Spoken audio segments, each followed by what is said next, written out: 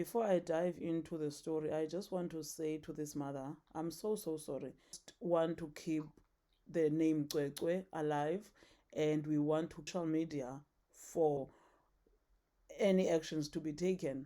It shouldn't be like that. But that's the sad truth. If you don't have resources, it's so brave.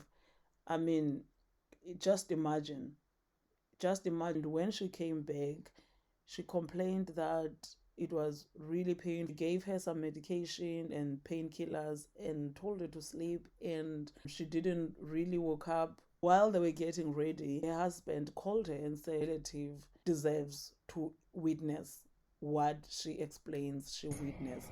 And then what I discovered, it's something that it will never erase on my eyes.